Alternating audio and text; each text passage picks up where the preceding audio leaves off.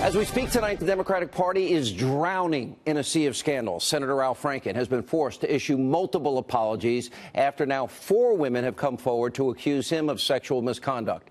Now, the allegations include unwanted kissing, groping, and earlier today, Franken apologized yet again, but made it clear he has no plans to step down. Watch this.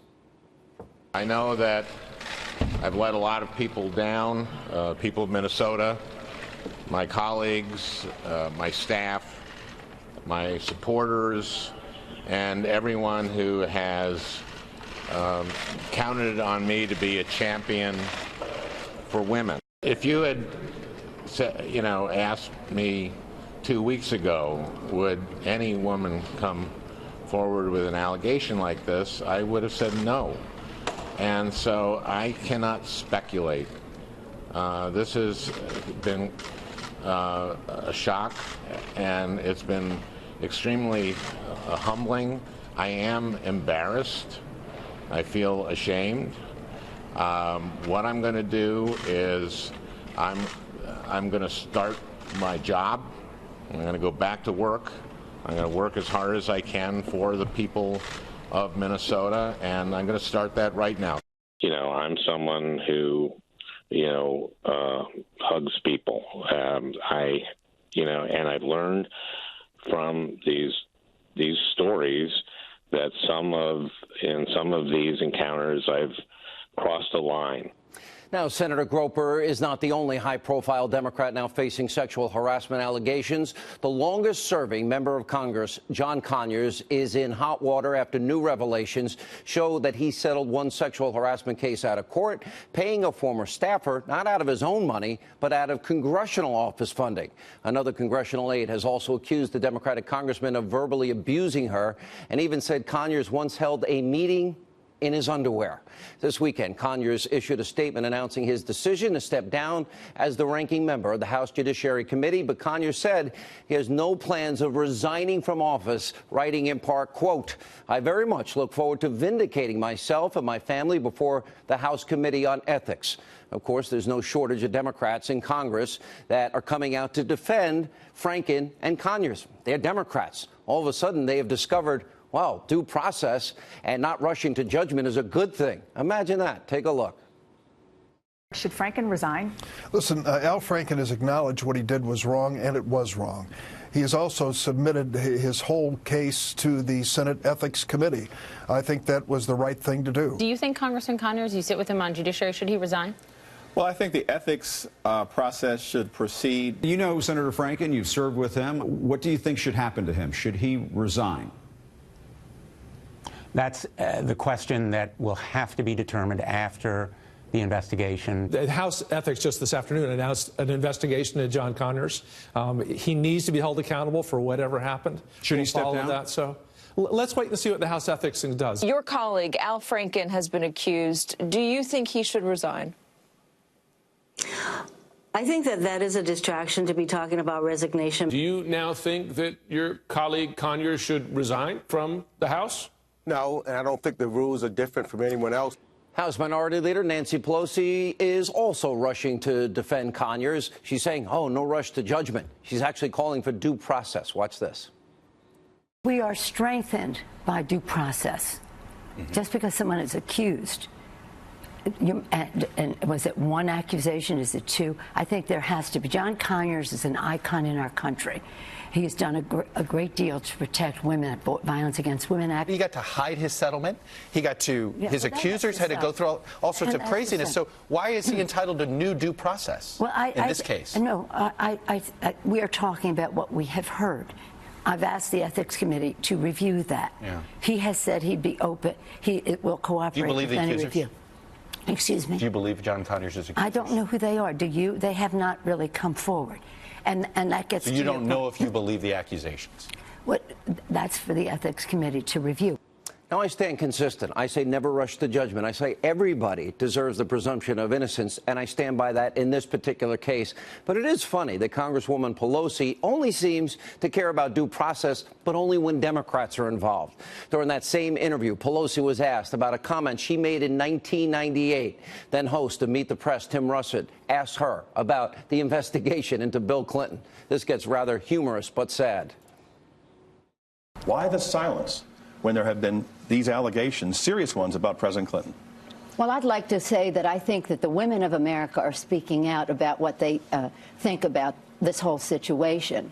And the women of America are just like other Americans in that they value fairness, they value privacy, and do not want to see a person with uncontrolled power, uncontrolled time, unlimited money investigating the President of the United States.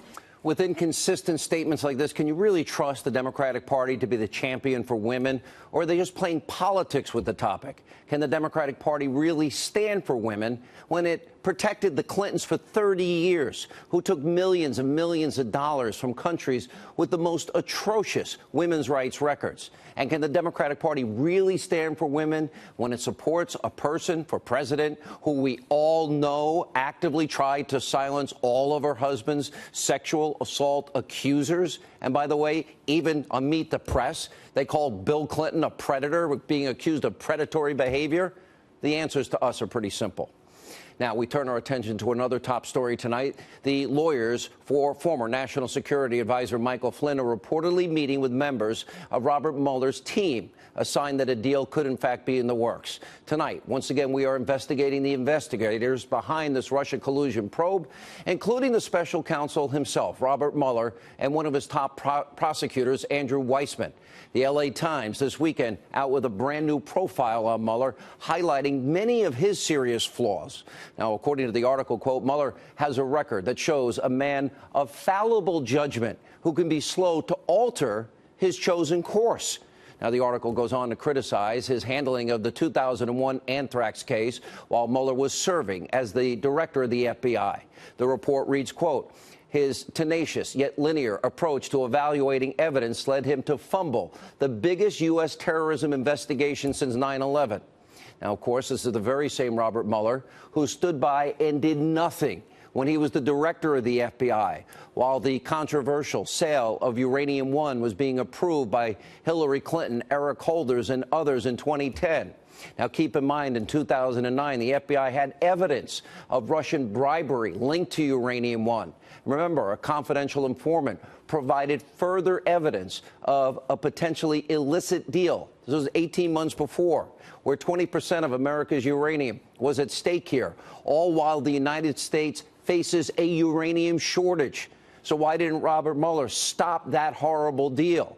Now some are questioning the motives behind who Mueller chose to staff the Russia investigation. Later tonight, you're going to meet a woman named Sidney Powell. She worked at the DOJ for a decade. She believes that one of Mueller's top investigators, Andrew Weissmann, has a documented history of using strong-arm tactics to seek convictions, unethical behavior. Our own colleague, Greg Jarrett, will also join us tonight. He did digging into Weissmann's past. He came to the same conclusion. Remember back during the Enron accounting scandal, Weissmann, well, he was a hard-charging prosecutor on the task force that brought a controversial obstruction of justice case against the accounting firm, Arthur Andersen. That eventually put that company out of business. It cost tens of thousands of people their jobs, and it was all for nothing. Because in 2005, the U.S. Supreme Court overturned the obstruction of justice conviction in a 9-0 unanimous ruling. But that's not the only example of Weissmann's aggressive tactics, resulting in a case being overturned. The conviction of a business transaction between Enron and Merrill Lynch, it sent people to jail, was also reversed by the 5th U.S. Circuit Court of Appeals. Now, critics have also accused Weissmann of intimidating witnesses, creating crimes that don't even exist. And in one case in particular, withholding evidence that was exculpatory, that would have helped the defendant. And just like Mueller, Weissmann is also tied to this corrupt Uranium One deal and the ensuing cover-up. Weissmann ran the DOJ's fraud section during the Russian bribery scheme. And Greg Jarrett noticed that his name, his signature, are on the bottom of the plea agreement that was signed by the Russian businessman involved in that case.